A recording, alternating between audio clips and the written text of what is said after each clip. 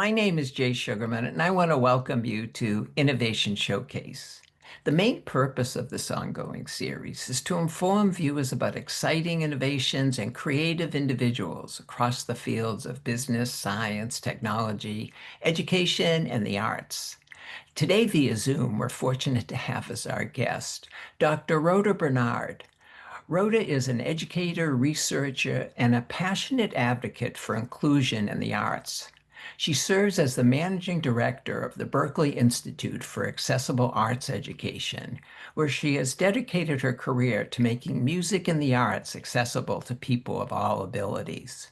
Rhoda is here today to inform us about her new book entitled Accessible Arts Education: Principles, Habits, and Strategies to Unleash Every Child's Creativity and Learning.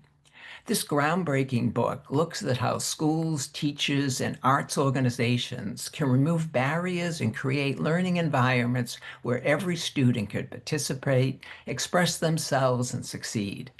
Blending research with real-world examples, Rhoda explores how inclusive practices not only transform classrooms, but enrich entire communities. Let's start by meeting Rhoda and then hearing all about accessible arts education. Welcome, Rhoda. So delighted to be able to be here.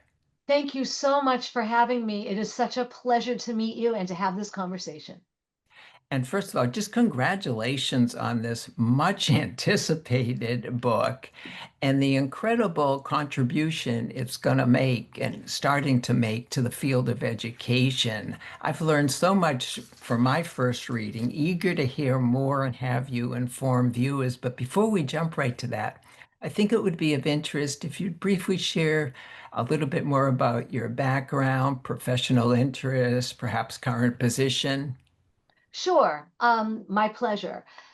So my background is that I'm a singer and a pianist with a long history in musical theater also. And I grew up in a family that was not artistically inclined, except very inclined as consumers. So Mm. my parents took me to art gallery openings, to dance performances, to theater performances, to concerts from before I could speak. I mean, it was very much Wow. in the fabric of what we did as a family. And so the reason that my career has been focused on arts education opportunities for people who don't otherwise have them is that I learned firsthand what it was like to miss out on an arts education when I Mm. entered high school, and a law in Massachusetts that is still on the books called Proposition Two and a Half, with which I'm sure you are familiar, and I'll explain in a moment, went into effect. Mm. Proposition Two and a Half, among other things, caps the annual increase in any of Massachusetts' more than 360 cities and towns in their property taxes at 2.5%. So no city or town can raise their property taxes year over year more than 2.5% without a grassroots override, and those are difficult to Mhm. pass. So when that law went into effect, different aspects of community life that are supported by property taxes were affected and severely cut. So in my little town in Massachusetts, the entire arts program at the high school was eliminated. Wow. In addition, I lived 3 miles from the school. Our school bus was eliminated. We Mm. didn't get our mail for a little while. The library wasn't open anymore. We came close to losing garbage collection. I mean, it was a big deal. Mhm. And it took a long time and lots of gradual work and advocacy to reinstate these various things. By the time I graduated from high school, some of the arts programming was reinstated, but all of it was after school. None of the classes were back yet.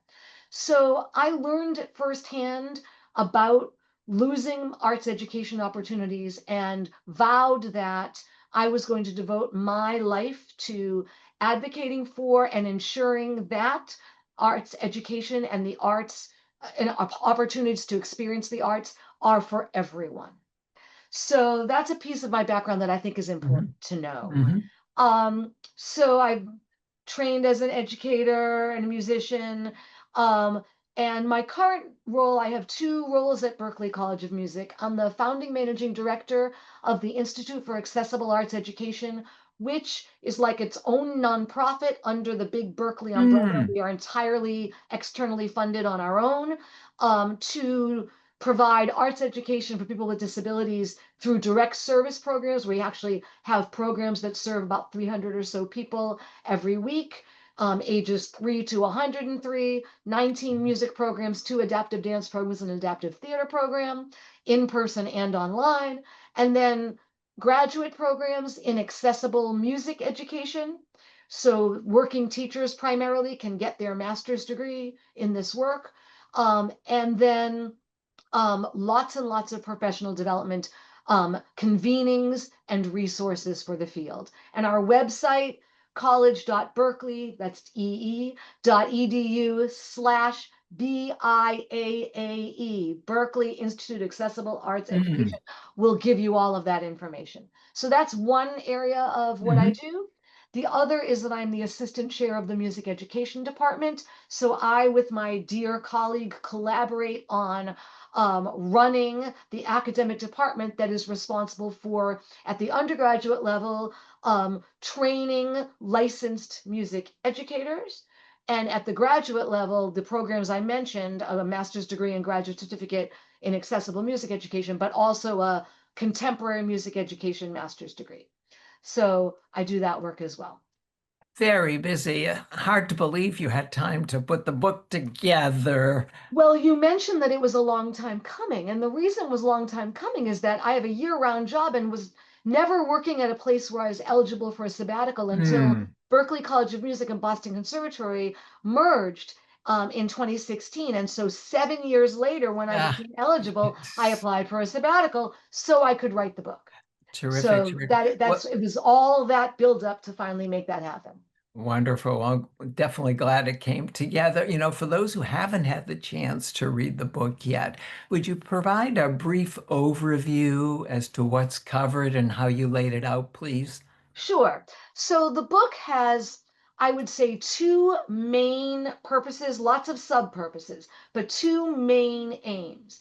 The, oh my, and I see.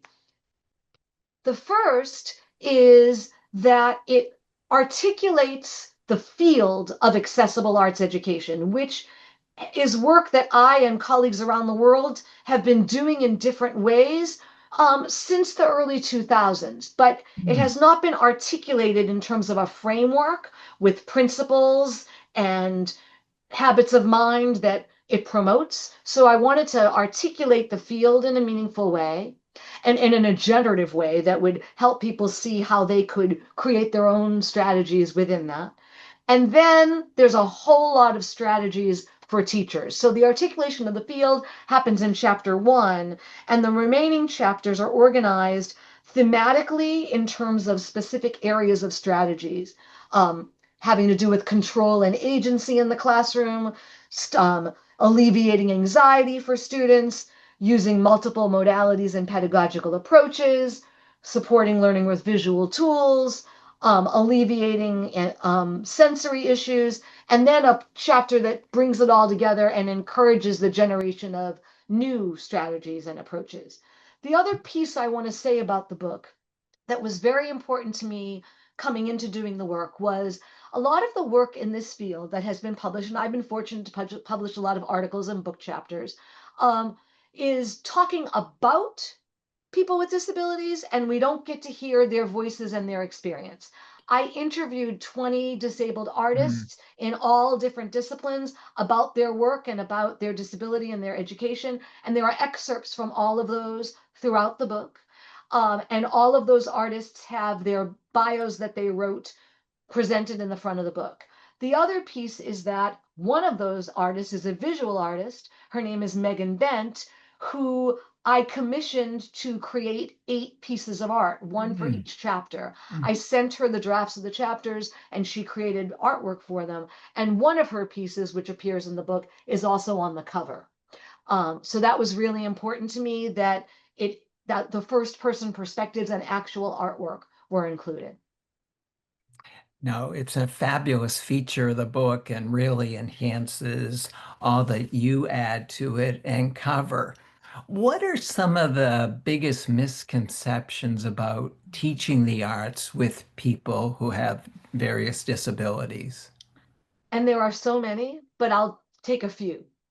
I think the biggest misconception is that there is some mysterious toolbox that nobody has the key to, that you need to use. When in fact, I quote my mentor, who told me this, 30 years ago. What it really requires is good teaching on steroids. So, and I love that phrase because the two parts of it make a lot of sense. Good teaching, meaning what we already know as effective, good educators, is very much the framework from which we get going. And so, for example, um, a good teacher would take a complex task and break it down into smaller pieces, right? But the difference here, the steroids part, is that maybe the pieces are smaller. Maybe the rate at which you put the pieces together is slower. Maybe the kind of depth you have to go into with each piece is deeper. So or it may be that you need to put them together more quickly, and you need to pace them differently depending on what the pieces are. The steroidifying, if you will, of that is sort of pulling it apart, turning it on its head, personalizing it, thinking about the pacing, thinking about the way it works. But it's still a matter of the good teaching principle of breaking Hmm. something down that's more complex into smaller pieces. So that's one big misconception. I'm sorry.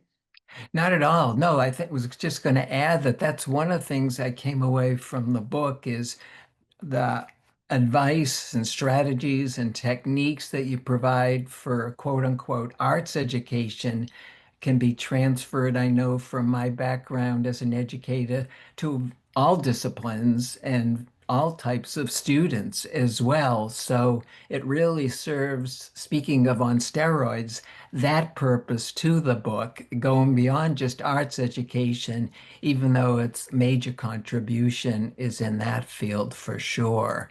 Thank you for that. I appreciate your saying that.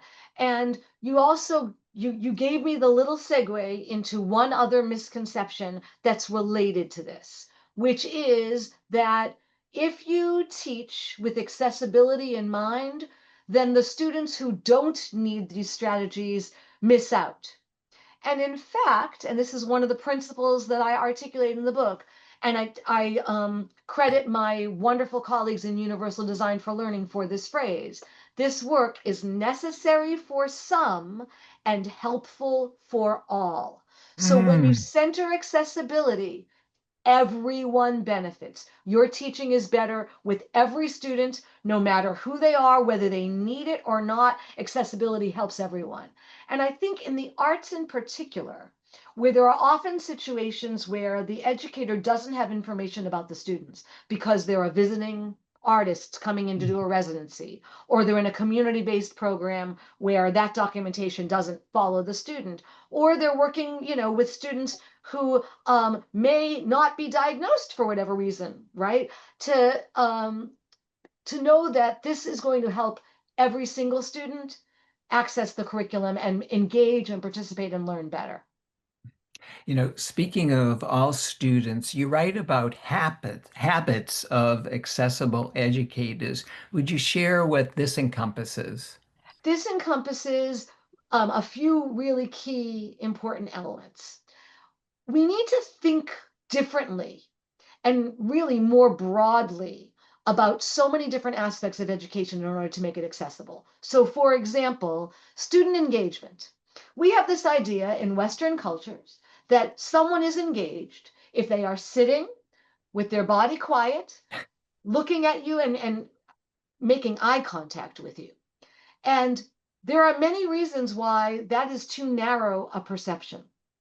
The eye contact thing is, first of all, culturally bound. There are many cultures on this planet where eye contact is discouraged or even forbidden, and Mhm. often with figures of authority. So we really cannot force eye contact because it is culturally insensitive. There are also many individuals, because of how they process visually, that looking someone in the eye is physically painful. So we don't want Mm. to encourage anyone to look someone in the eye if it's going to hurt them. So eye contact is one thing, but also you may have students who actually pay attention better if they're looking somewhere else. Or, and I talk about this student in the book, might pay attention better if they are doodling. I had a student come up to me at the end of one of my freshman classes, first day, and say, look, this may sound wackadoodle, but speaking of doodle, I need to doodle in order to pay attention. I Mhm. won't be looking at you, but I promise you, call on me anytime. I will be right with you. I will be learning deeply. It's just that is how I best pay attention. And you know what? She was right. I said, sure, let's try it. And it worked brilliantly. So we need to think more broadly about what student engagement looks like. Some students might need to get up and walk. Some students might need a fidget. Some students might need a weighted pad. We need to think more broadly about what student engagement looks like. The next one, I'm not going to get to all of them. I'll do one more. And I think this is important in the arts in particular, although it applies broadly. Mhm. We need to think about teaching more broadly. So many people in education generally teach the way they were taught. That was successful for me. And in the arts, we have these traditions like, what does a private lesson look like? I was working with a bunch of teachers, this is discussed in the book, who teach piano. And to them, it's you sit at the piano and you play. That's what it looks like. Well, wait a minute.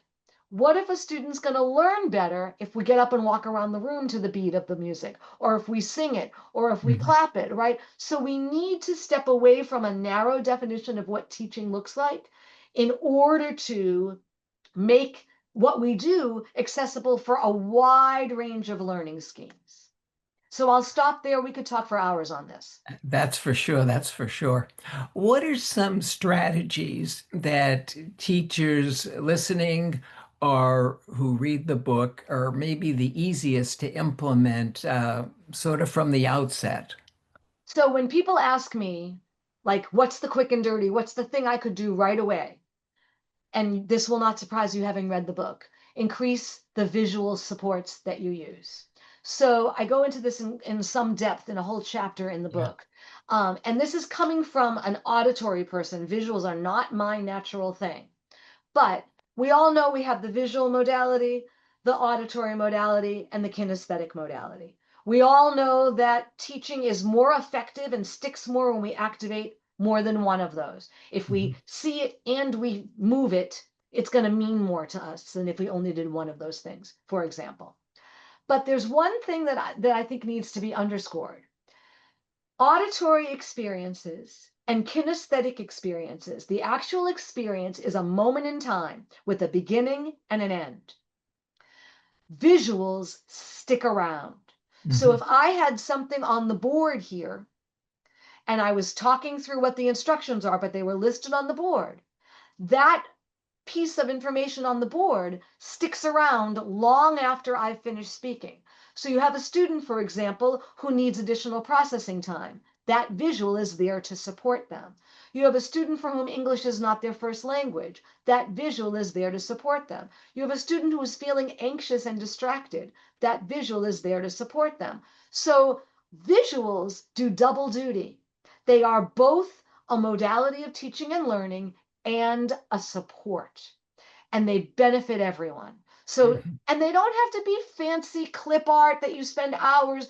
It can be words or symbols on the board, right? Easy peasy, but something visual that students can reference. They can be a checklist or a worksheet on the student's desk, but something visual to reference and support. So that's definitely number one.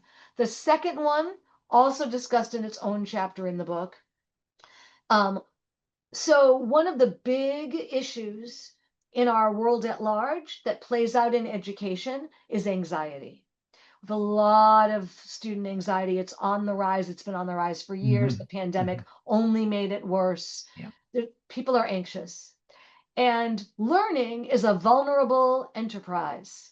We are going in, not knowing something and having to make mistakes.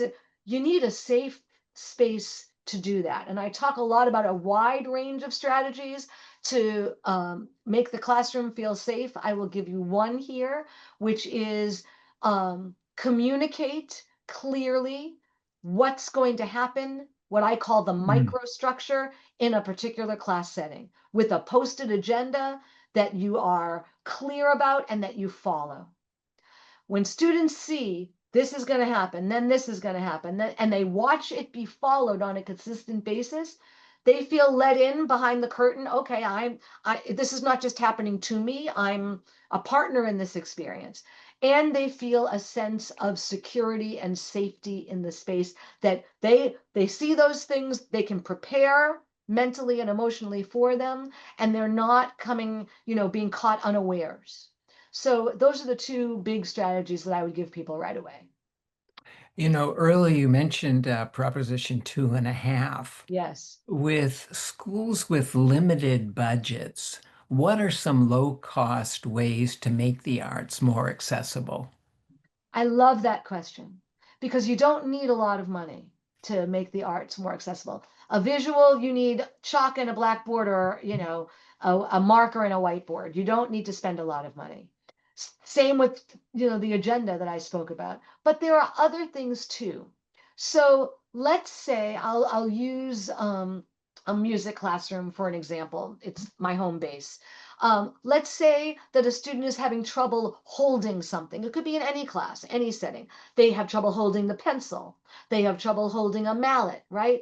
There are very inexpensive grips, and you can actually create your own, Hmm. with putty, or with um, like masking tape formed in a shape, to give students something easier to hold on to, right? So it doesn't need to be something you spend money on. You can do it easily. You don't need fancy technology. If a student's having trouble, for example, with paper and pencil, and you think, oh gosh, we need to have a computer so that they can type, well, maybe there's another way. You can create manipulatives very simply, cut it, and the student can help you with this, writing on small pieces of paper the different, let's say they're going to be putting together sentence completers in English class, that they have words on pieces of paper that they can move onto a larger piece of paper, or in music that they have notes that they can put onto the staff, so that they don't have to necessarily use paper and pencil, as one example. For students who get easily distracted in classrooms, classrooms can be wonderful places. And I've lived in elementary schools for a lot of my life, and I love seeing the student work everywhere. But some students, that is too stimulating for them. Hmm. Like a tarp or a bed sheet that you pin up, right? If you go camping, bring your tarp in. If you otherwise, just to block it, to make sure that it's not distracting students. Students who are sound sensitive, noise canceling headphones are very inexpensive, Hmm. and make a big difference, just helping students muffle more extreme sounds. So there are a lot of low and no cost items that people can create and use. And I would assume that could be also the case with families and community arts organizations to make the arts accessible, some of those strategies that you just outlined. Absolutely. And with community arts organizations, thinking, actually for everybody, but you mentioned this, thinking about the physical space. So is Hmm. everyone going to be able to move around the physical space in the way we need? And whenever possible, to make that layout consistent, because if you've got people who are blind or low vision, they need a dependable environment. But all of us, again, feel safer when our environments are dependable. So making sure the physical space is accessible. And then also, and this is where I really went with community arts organizations, or community organizations in general, there are wonderful online tutorials in web Hmm. accessibility. Hmm. So you want to make your website something that can be read by a screen reader, and that the contrast and the font size and the amount of scrolling, there's a lot of different issues, but there are great tutorials about Hmm. how to make your online universe more accessible as well. And that's really important. Terrific, terrific. What future research directions do you see for accessible arts education? So many, and my students make me think of more every single day. So many. So, um, It's like where to begin. There are first of all, like I said, and educators can do this as well, just strategies can be created. Try things that haven't been written down and see how they go and then write them down. And that's wonderful action research, right? And it works today, it might not work tomorrow, but you've got something new outside of the box that you've explored. So there's lots of pedagogical strategy action research, but then there are bigger research topics Mm, like looking at some of the intersectionality around race, socioeconomic status, gender identity, and disability, and mm, thinking about accessibility through that kaleidoscopic lens, I mm, think is really important work that needs to be done. The field in general, I turn to disability self advocates as my guide through the field.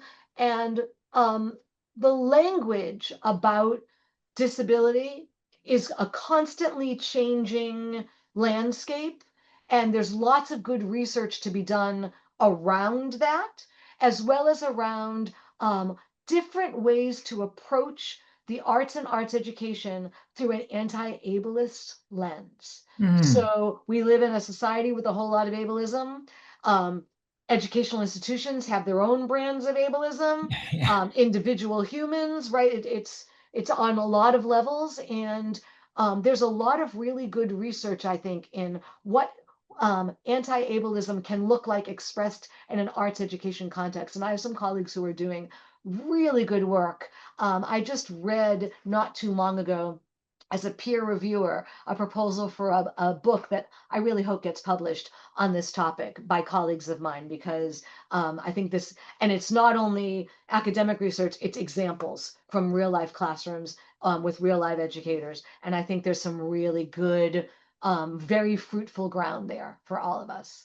most definitely, most definitely. In closing, as you look back now that the book is a physical reality, what are some of your thoughts and reactions, maybe to the process of getting there and what you have in front of you, the baby that you've produced here?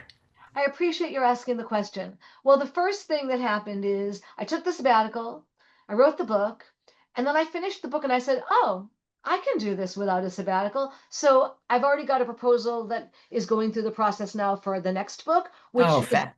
a different publisher because it is not K-12.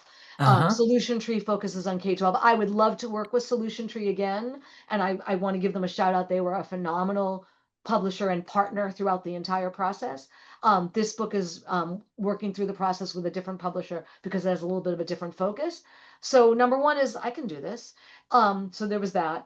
I'm really impressed with the care that Solution Tree took with the product. Mhm. So little things like not just the artwork is here, but they use the background of the prints as sort of a background throughout the book.